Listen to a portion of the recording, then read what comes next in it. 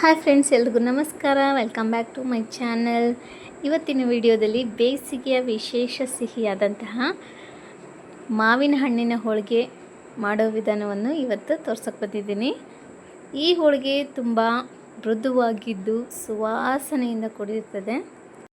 ಮನೆಯಲ್ಲೇ ಸುಲಭವಾಗಿ ಸಿಗುವ ಪದಾರ್ಥಗಳಿಂದ ಇದನ್ನು ಮಾಡಬಹುದು.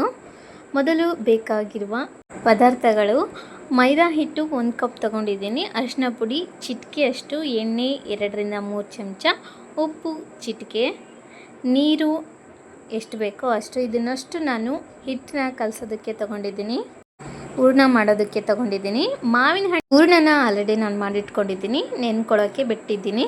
ನೋಡಿ, ಇವಾಗ ನೆಕ್ಸ್ಟು ನಾನು ಒಂದು ಪಾತ್ರೆಯಲ್ಲಿ ಎಣ್ಣೆ ಹಾಕ್ಬಿಟ್ಟು, ಅಥವಾ ನೀವು ತುಪ್ಪನೂ ಕೂಡ ಹಾಕ್ಕೋಬೋದು, 1 ಬೌಲಷ್ಟು ಚಿರೋಟಿ ರವೆನ ತೊಗೊಂಡಿದ್ದೀನಿ. ಸೂಜಿ ರವೆ ಅಂತಾರಲ್ಲ ಅದು ತಗೊಂಡು ಚೆನ್ನಾಗಿ ಘಮ ಬರೋವರೆಗೂ ಚೆನ್ನಾಗಿ ಹುರ್ಕೊಳ್ಬೇಕು. ಲೋ ಫ್ಲೇಮಲ್ಲಿ ಹುರ್ಕೊಳ್ಬೇಕು ಚೆನ್ನಾಗಿ. ಎಣ್ಣೆ ಅಥವಾ ತುಪ್ಪನ ಬಳಸಿದರೆ ಆಯಿತು. ಇವಾಗ ನೋಡಿ, ಈ ರೀತಿಯಾಗಿ ಚೆನ್ನಾಗಿ ಉದ್ರುದ್ರಾಗಿ ಸ್ವಲ್ಪ ರೆಡ್ ಕಲರ್ ಆಗುತ್ತೆ, ಅದು ಅಲ್ಲಿವರೆಗೂ ಹುರ್ಕೋಬೇಕು. ನೆಕ್ಸ್ಟ್ ಇಲ್ಲಿ ನಾನು ಹಸಿ ಕೊಬ್ಬರಿನ ತೊಗೊಂಡಿದ್ದೀನಿ. ಒಂದು ಅರ್ಧ ಬೌಲಷ್ಟು ಹಸಿ ಕೊಬ್ಬರಿನ ತೊಗೊಂಬಿಟ್ಟು 1 ರೌಂಡ್ ಮಿಕ್ಸಿನಲ್ಲಿ ರುಬ್ಬಿಟ್ಟು ತೊಗೊಂಡಿದ್ದೀನಿ. ಯಾಕಂದರೆ ಹೂರ್ಣದಲ್ಲಿ ಅಲ್ಲಲ್ಲಿ ಮಧ್ಯದಲ್ಲಿ ತುರಿದ್ಬಿಟ್ಟು ನಾವು ತೊಗೊಂಡ್ರೆ ಮಧ್ಯದಲ್ಲಿ ಬಂದುಬಿಡುತ್ತೆ. ಹಾಗಾಗಿ ಹೋಳಿಗೆ ತಟ್ಟುವಾಗ ಒಡೆದೋಗೋ ಚಾನ್ಸಸ್ ಇರುತ್ತೆ. ಹಾಗಾಗಿ ನಾನು ರುಬ್ಬಿಟ್ಟು ಹಾಕ್ಕೊಳ್ತಿದ್ದೀನಿ. ಅದನ್ನು ಕೂಡ ಚೆನ್ನಾಗಿ ಮಿಕ್ಸ್ ಮಾಡ್ಕೊಂಡ ನಂತರ, ಹಸಿ ವಾಸನೆ ಎಲ್ಲ ಹೋದ ನಂತರ, ನಾನಿಲ್ಲಿ 1 ಬೌಲಷ್ಟು 2 ಮಾವಿನ ಹಣ್ಣು ತೊಗೊಂಡಿದ್ದೆ, ಫುಲ್ಲು ಹಣ್ಣಾಗಿರೋದು. ಎಲ್ಲನೂ ಪಲ್ಪ್ಸ್ನೆಲ್ಲ ತೆಗೆದುಬಿಟ್ಟು ಮಿಕ್ಸಿಗೆ ಹಾಕ್ಕೊಳ್ತಿದ್ದೀನಿ. ಹಾಕ್ಕೊಂಡು ಚೆನ್ನಾಗಿ ಮಿಕ್ಸ್ ಮಾಡಿಕೊಂಡು, ಇವಾಗ ರುಚಿಗೆ ಎಷ್ಟು ಬೇಕೋ, ಸ್ವೀಟಿಗೆ ಎಷ್ಟು ಬೇಕೋ ಅಷ್ಟು ಬೆಲ್ಲನ ಹಾಕ್ಕೊಳ್ಬೇಕಾಗತ್ತೆ. ನಾನಿಲ್ಲಿ ನೋಡೋಣ ಅಂತಂದೇಳ್ಬಿಟ್ಟು 3/4 ಬೌಲಷ್ಟು ಬೆಲ್ಲನ ಹಾಕ್ಕೊಂಡಿದ್ದೀನಿ. ನೆಕ್ಸ್ಟು ಅದನ್ನು ಕೂಡ ಹಾಕ್ಕೊಳ್ತಿದ್ದೀನಿ. ಬೆಲ್ಲ ಕಡಿಮೆ ಆಯಿತು ಅಂತಂದೇಳ್ಬಿಟ್ಟು ಮತ್ತೆ ಹಾಕ್ಕೊಂಡೆ, ಆವಾಗ ಸರಿ ಆಯಿತು.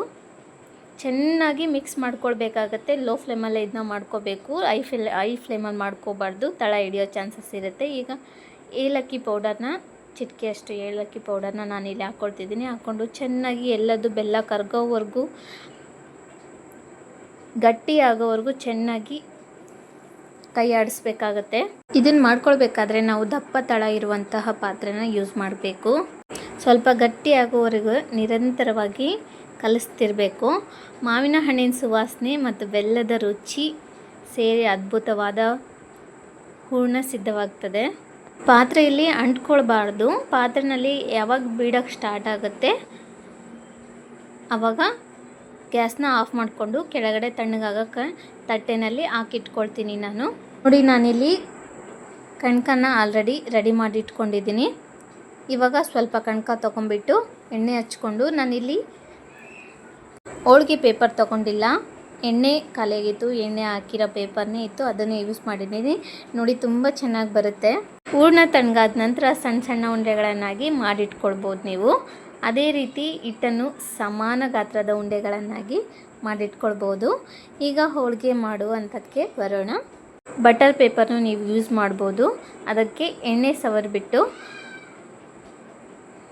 ಹಿಟ್ಟಿನ ಉಂಡೆ ತೊಗೊಂಡ್ಬಿಟ್ಟು ಸ್ವಲ್ಪ ಚಪ್ಪಟೆ ಮಾಡಿ ಅದರ ಮಧ್ಯದಲ್ಲಿ ಹೂರ್ಣದ ಉಂಡೆಯನ್ನು ಇಟ್ಕೊಳ್ಬೇಕು. ನಂತರ ಎಲ್ಲ ಬದಿಗಳಿಂದ ಹಿಟ್ಟನ್ನು ಸೇರಿಸಿ ಹೂರ್ಣವನ್ನು ಮುಚ್ಚಬೇಕು. ಈಗ ಕೈಯಿಂದ ಅಥವಾ ಲಟ್ಟಣಿಗೆಯಿಂದ ನಿಧಾನವಾಗಿ ತೆಳುವಾಗಿ ತಟ್ಕೊಳ್ಬೇಕು. ತುಂಬ ಒತ್ತಬೇಡಿ, ಹೂರ್ಣ ಒಡೆದೋಗೋ ಚಾನ್ಸಸ್ ಇರುತ್ತೆ, ಹೊರಗಡೆ ಬಂದುಬಿಡುತ್ತೆ. ಹಾಗಾಗಿ ಇಲ್ಲಿ ನಾನು ಒಂದು ತವನ ಬಿಸಿ ಮಾಡಿ ಇಟ್ಕೊಂಡಿದ್ದೀನಿ. ಸ್ವಲ್ಪ ಕೈಯಿಂದ ನಾನು ತಟ್ಟಿದ್ದಾದಮೇಲೆ ಇಲ್ಲಿ ಲಟ್ಟಣಿಗೆಯಿಂದ ಉದ್ಕೊಳ್ತಿದ್ದೀನಿ. ನೋಡಿ, ಎಷ್ಟು ದೊಡ್ಡದಾಗಿ ತೆಳುವಾಗಿ ಬರುತ್ತೆ, ತುಂಬ ಸಖತ್ತಾಗಿತ್ತು. ನೀವೇ ನೋಡ್ತಿರ್ಬೋದು, ಎಲ್ಲೂ ಕೂಡ ಹೊರಗಡೆ ಬಂದಿಲ್ಲ, ಒಡೆದೋಗಿಲ್ಲ. ತುಂಬ ಹಗುರವಾಗಿ ಉದ್ಕೊಳ್ಬೇಕಾಗತ್ತೆ, ಜಾಸ್ತಿ ಪ್ರೆಷರ್ ಹಾಕಬಾರ್ದು. ಕೈಯಿಂದ ಲಟ್ಸೋಕ್ಕೆ ಬರಲ್ಲ ಅನ್ನೋರು ಈ ರೀತಿಯಾಗಿ ಮಾಡ್ಬೋದು. ನಾನಿಲ್ಲಿ ತವ ಬಿಸಿ ಮಾಡ್ಕೊಳ್ಳಿಕ್ಕೆ ಇಟ್ಕೊಂಡು, ತವ ಬಿಸಿ ಆದ ನಂತರ ಸ್ವಲ್ಪ ಎಣ್ಣೆ ಹಾಕ್ಬಿಟ್ಟು ತಯಾರಿಸ್ಕೊಂಡಿರುವ ಹೋಳಿಗೆಯನ್ನು ಅದರ ಮೇಲೆ ಹಾಕ್ಕೊಳ್ಬೇಕಾಗತ್ತೆ. ಎರಡೂ ಬದಿಯಲ್ಲೂ ಸ್ವಲ್ಪ ಸ್ವಲ್ಪ ತುಪ್ಪ ಹಾಕಿ, ಇಲ್ಲಿ ನಾನು ಇನ್ನೊಂದು ಟ್ರಿಕ್ ತೋರಿಸ್ತೇನೆ ಗಮನಿಸಿದ್ರೆ ನೀವು ಕೈಯಿಂದ ಹಾಕುವಾಗ ಹೋಳಿಗೆ ಅರ್ಧೋಗೋ ಚಾನ್ಸಸ್ ಇರುತ್ತೆ. ಹಾಗಾಗಿ ನೋಡಿ ಇಲ್ಲಿ ಲಟ್ಟಣಿಗೆಯಿಂದನೇ ನಾನು ಹಾಕ್ತಿದ್ದೀನಿ. ಎಷ್ಟು ನೀಟಾಗಿ ಹಾಕಿದ್ದೀನಿ, ಎಲ್ಲೂ ಕೂಡ ಅರ್ಧೋಗಲ್ಲ, ಹಾಗೆ ಹಿಗ್ಗೋದು ಇಲ್ಲ. ತುಂಬಾ ಚೆನ್ನಾಗಾಗುತ್ತೆ. ಕೈ ಸುಡುತ್ತೆ ಅನ್ನೋ ಟೆನ್ಷನ್ನು ಇರಲ್ಲ. ನೋಡಿ ಇವಾಗ ಚೆನ್ನಾಗಿ ಬೇಯಿಸ್ಕೊಳ್ಬೇಕಾಗತ್ತೆ. ಎರಡೂ ಬದಿಯಿಂದ ನಾವು ಅಥವಾ ಎಣ್ಣೆ ಅಥವಾ ತುಪ್ಪನ ಹಾಕ್ಕೊಂಡು ಚೆನ್ನಾಗಿ ಬೇಯಿಸ್ಕೊಳ್ಬೇಕು. ಗೋಲ್ಡನ್ ಕಲರ್ ಬರೋವರೆಗೂ ಬೇಯಿಸ್ಕೊಳ್ಬೇಕಾಗತ್ತೆ. ಒಂದು ಬದಿಯಲ್ಲಿ ಬೆಂದಿದೆ. ಇವಾಗ ನಾನು ಇನ್ನೊಂದು ಬದಿಗೆ ತಿರುವಾಕೊಳ್ತಿದ್ದೀನಿ. ನೋಡಿ ಎಷ್ಟು ಚೆನ್ನಾಗಿ ಬೆಂದಿದೆ. ನೋಡಿ ಸ್ನೇಹಿತರೆ, ಎಷ್ಟು ಸುಂದರವಾಗಿ ಮಾವಿನ ಹಣ್ಣಿನ ಹೋಳಿಗೆ ಸಿದ್ಧವಾಗಿದೆ ಅಂತಂದು ಹೇಳ್ಬಿಟ್ಟು. ಎಷ್ಟು ತೆಳುವಾಗಿ ಮೃದುವಾಗಿ ಬಂದಿದೆ ನೋಡಿ, ನೀವೇ ನೋಡ್ತಿದ್ದೀರಲ್ವ ಎಷ್ಟು ಚೆನ್ನಾಗಿದೆ. ನನಗಂತೂ ಭಾಳನೇ ಇಷ್ಟ ಆಯಿತು.